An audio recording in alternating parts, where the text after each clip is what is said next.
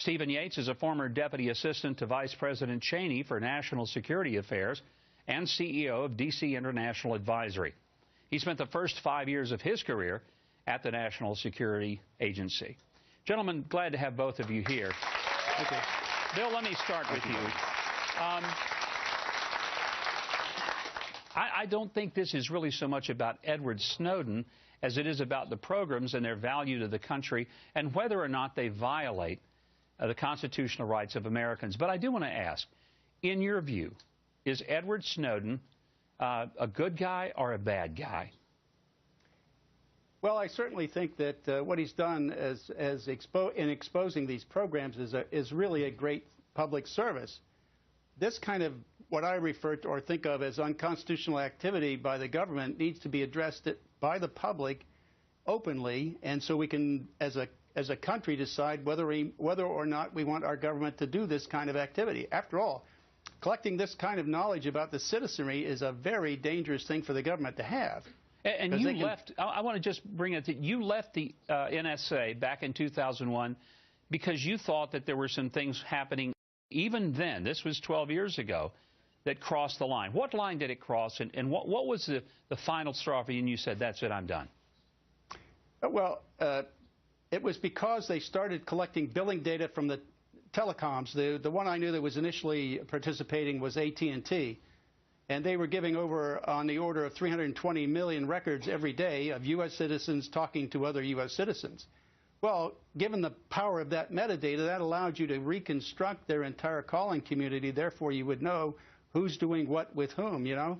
And so you could begin to reconstruct the Tea Party, any kind of organization you want, and then begin to see who's central to that organization or not and target those accordingly.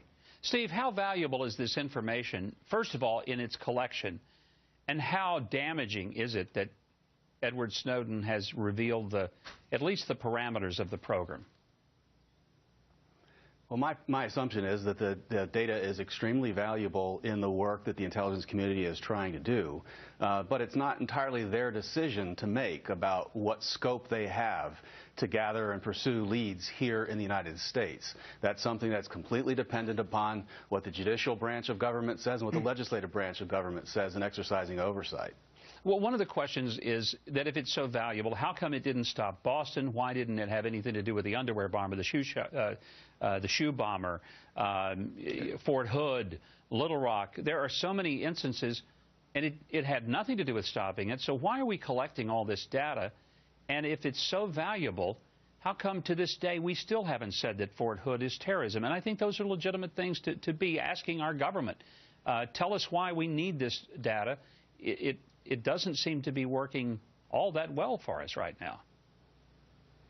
Well, fair enough. I think it is never going to be a good tool to detect ongoing or forthcoming attacks. What it has been when properly used, and we could possibly find out it hasn't been properly used, is after something has happened, after a major lead has come in, with proper court authorities, people can go back and analyze this data to find out if someone acted alone or if there had been a pattern of communications that could lead to a broader network. It is this post hoc kind of utility that it can be most powerful in the right hands with the right constraints. Let me pose this question to both of you. And Bill, I'll start, let you answer, then I want Steve to answer. Let's just say that if this 29-year-old, who's not even a government employee, he's a contractor, and he's not a high-level official, if he can get his hands on this and extract it, then obviously there's a lot of people who could get to this information. What gives us any confidence at all that somebody doesn't decide to manipulate the next presidential election by digging up all the phone records, the internet records, every photo that every presidential candidate has had, and essentially blackmail everybody and completely control an election? Comfort me here. Bill, let me start with you, and then, Steve, I would like an answer from you. Well, you see, that's Sure. basically the fundamental problem with government having all of this knowledge about the population.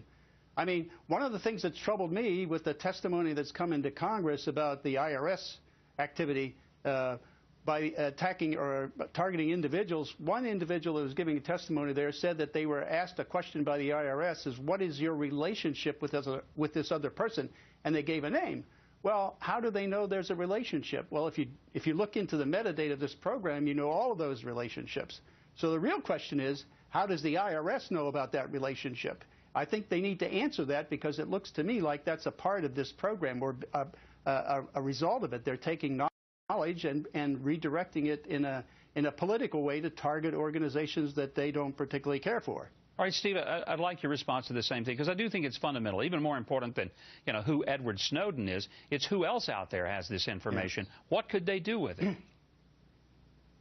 Well, they could do a tremendous amount with it, but there are really two pillars on which this kind of a program must rest, or it probably has to be discontinued. One is trust, and the other is targeting. In the current environment, any notion of trust in the federal government gathering and respecting the information it has is blown. There's going to have to be some major effort to restore trust. The NSA is very different from the IRS, but this whole general notion of trust in what the government is doing is frankly lost at the moment. Targeting is really where the current environment has failed miserably in making sure that we're using the tools we have to look more narrowly at people who are real threats and real challenges.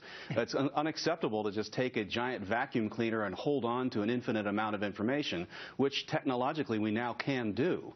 We have to have targeting in order for people to have trust and for this to work. If you drown yourself in information, then Boston bombers and other people basically hide in plain sight.